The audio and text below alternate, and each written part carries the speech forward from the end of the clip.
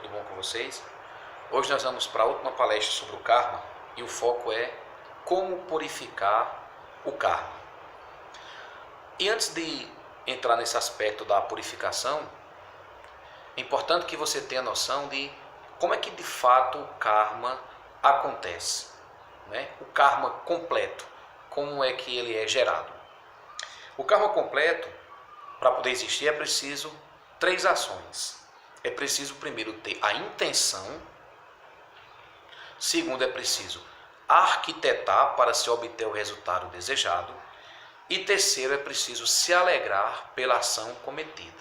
Esse de fato é um karma consolidado, no nível mais grave. Então, exemplo,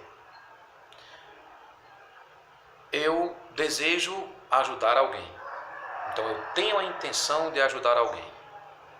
Eu crio as condições, ajudo a pessoa e me alegro. Isso gera uma marca na minha mente, uma marca mais profunda. Um outro exemplo, oposto, eu quero prejudicar alguém. Então, eu tenho a intenção de prejudicar alguém. Eu crio as condições para prejudicar e me alegro.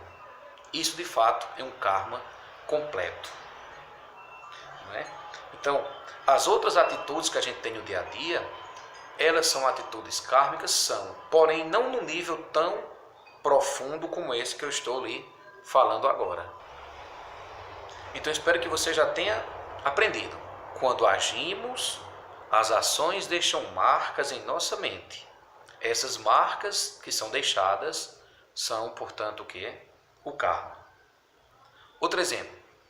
Se eu sou raivoso agora, a tendência é que eu fique cada vez mais raivoso, porque eu vou marcando na minha mente o sentimento de raiva. Se eu for amoroso, compassivo agora, a tendência é que eu seja mais amoroso e compassivo também no futuro. Então, karma são essas marcas que nós deixamos na nossa mente através das nossas ações. Sim, mas como purificar o karma? Alguns passos a gente recomenda. Primeiro, identificar e reconhecer. Ou seja, identificar que você tem um determinado comportamento, que você tem um determinado padrão, um padrão mental, um padrão emocional e também um padrão de atitude. Então, primeiro passo para purificar o karma, identificar e reconhecer que tem determinado padrão, certo? Só que para você identificar esse padrão, para você poder reconhecer, é preciso que você tenha humildade. E é preciso que você tenha uma visão clara. É preciso que você tenha, portanto, sabedoria. Então é por isso que a gente diz, pratique zazen, medite, estude o Dharma, que é para poder obter essa sabedoria. Além de um bom professor ajudar bastante. Daqui a pouco a gente fala mais sobre isso, né? Então, o que acontece é que nós estamos enrijecidos nesse padrão emocional, nessa forma de pensar e nas normas sociais. E muitas vezes isso esconde a nossa natureza original. E a gente passa a se relacionar no mundo com as pessoas e com os objetos a partir daquilo que é de mais superficial, a partir daquilo que é mais grosseiro na gente, a partir do que a gente chama das cascas. E essas cascas, elas escondem algo muito mais profundo, que é a natureza búdica, que todos nós temos. Esse é um ensinamento muito precioso, porque quando eu estou preso nessas cascas, o karma existe. Para pensar. Então, o segundo passo para purificar o karma é a ação. O primeiro é identificar o padrão, o segundo é a ação. Ou seja, eu já reconheço quais são as minhas tendências. Eu agora vou agir de maneira contrária às tendências estabelecidas. Agindo de maneira contrária às tendências estabelecidas, aumenta a chance de queimar aquelas sementes que você plantou. Ou seja, quando o influxo kármico brotar, ele não vai vir com a mesma força, pois eu agora reconheço esse meu padrão estabelecido. Eu agora estou criando condições mais saudáveis para que aquelas tendências não se manifestem. Falando assim parece fácil, mas não é. Por isso que a gente diz, medite, estude o Dharma, medite. Porque durante a meditação, durante o Zazen, por exemplo, nós estamos aprendendo a importância da não ação. Aquele mundo interno está brotando e eu não estou obedecendo o influxo que vem. Eu simplesmente estou o quê? Parado. Então fica essa dica da não ação. Aprenda a não ação fazendo 5 minutos de Zazen por dia. No nosso canal tem como meditar, né? O terceiro passo para a purificação do karma é a confissão. As pessoas não gostam muito disso, né? A confissão. Veja, na época do Buda, era comum na noite de lua cheia e lua nova, os monges se reunirem para fazer a prática da confissão coletiva. Além da confissão coletiva, também tinha a recitação dos versos do arrependimento, que daqui a pouquinho eu vou ler para vocês. Você já parou para pensar na força que tem na confissão? Hoje não é uma prática mais comum, essa prática da confissão nos templos. A confissão é o seguinte: quando a gente guarda alguma ação cometida, aquilo tende a ganhar mais força em nosso mundo interior. Quando a gente conta algo, alguma atitude tomada, a tendência é que aquilo vá perdendo a força em nosso mundo interior. Lógico, se a gente conta se alegrando da atitude cometida, a tendência é aquilo ganhar força. Agora, se eu conto uma determinada atitude, me envergonhando dela, realmente triste e arrependido, a tendência é que aquela ação vá perdendo a força. Pense nisso. O quarto passo para a purificação do karma é o arrependimento. O arrependimento é o comprometimento, é a firme decisão de não repetir determinadas ações que ocasionem sofrimento a si e aos outros. No site que eu sempre recomendo para quem deseja estudar o Dharma, que é o Acesso ao Insight, lá tem um sutra, que eu vou ler uma parte dele. O sutra chama-se Exortação para Raula, em Ambalatika. O sutra diz o seguinte: Raula, diz o Buda, quando você quiser praticar uma ação de fala, mente ou corpo, você deveria refletir a respeito. Esta ação de fala, corpo e mente que eu desejo praticar conduzirá à minha própria aflição, à aflição de outros ou ambos? É uma ação corporal, de mente ou de fala, sem habilidade, com consequências dolorosas, resultados dolorosos? Se refletindo, você sabe que conduz à sua própria aflição, à aflição dos outros, essa ação não deve ser tomada. Então, o que o Buda está dizendo é que as ações negativas, quando elas são tomadas, elas vão criando uma cadeia de interdependência negativa e dificulta cada vez mais a nossa prática, a prática do Dharma e, logicamente, também é o processo de libertação do Sansara. O mestre Dogen, que é um dos fundadores da nossa ordem, ele escreve o seguinte: o acúmulo de karma prejudicial, desde o passado mais remoto, tem sido imenso, gerando dificuldades à prática.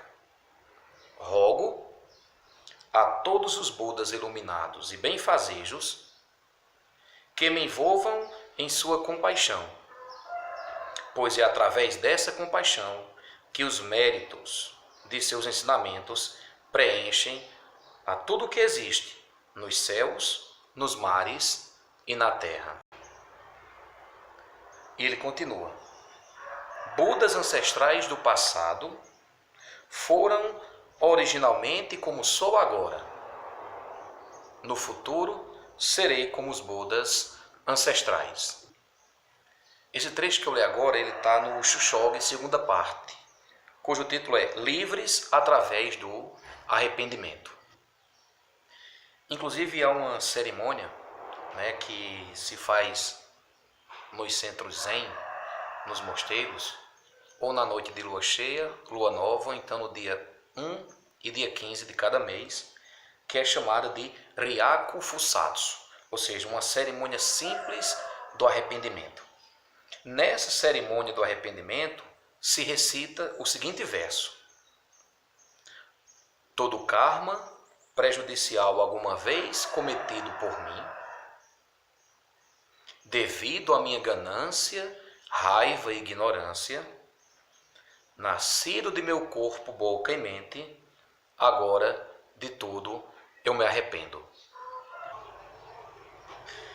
Então vou repetir esses versos do arrependimento, que diz: todo karma prejudicial alguma vez cometido por mim, devido à minha ganância, raiva e ignorância, nascido de meu corpo, boca e mente, agora de tudo eu me arrependo.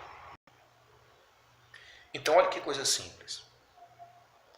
O que o verso está dizendo é que é preciso que a gente, além de se arrepender verdadeiramente, de tomar aquela decisão para não agir de acordo, obedecendo às estruturas internas que provocam karma negativo, é preciso que você tenha atenção plena na fala, atenção plena no que se pensa e atenção plena na ação. E um quinto passo importante, uma quinta dica, também muito preciosa e simples, é não se expor. Ou seja, se você percebe que tem agido de maneira que lhe desagrada, o ideal é que você não se exponha. Se de repente você percebe que alguns relacionamentos lhe conduzem para uma determinada atitude que não vai lhe agradar no futuro, a tendência é que você fique um pouco mais solitário.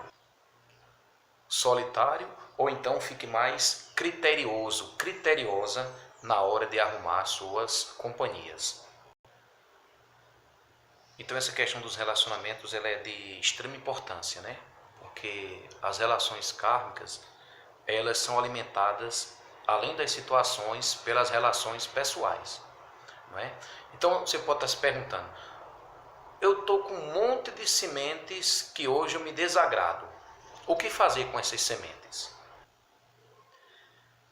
Tem uma lama chamada Lama Tezering,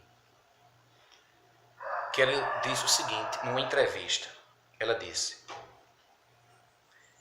perguntaram a ela: é melhor engolir a raiva? Ela responde: melhor engolir do que cuspir de volta. Mas engolir também não ajuda. Por isso, precisamos nos reeducar.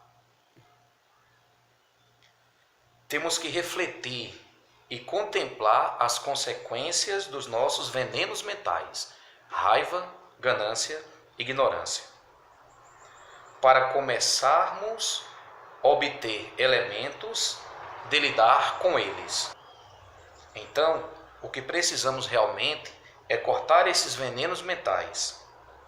E isso conseguimos através da meditação.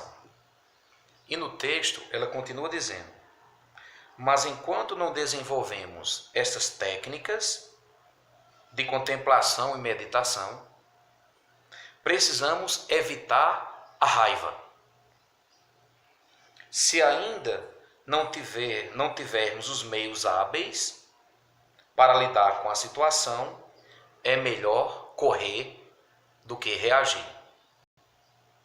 Então é melhor correr do que reagir. Ou seja, não se exponha àquilo que a gente estava falando anteriormente. E no texto ela continua dizendo: ou talvez você deva segurar a sua respiração por um instante e esperar que a raiva passe. Quando você estiver um pouco mais treinado, talvez não precise nem correr, nem prender a respiração e consiga reverter a situação negativa com amor e compaixão. E Alain Mandia diz: o karma é algo criado por nós. E tudo que é criado pode ser alterado. Então, pessoal, eram essas as reflexões que eu tinha para hoje.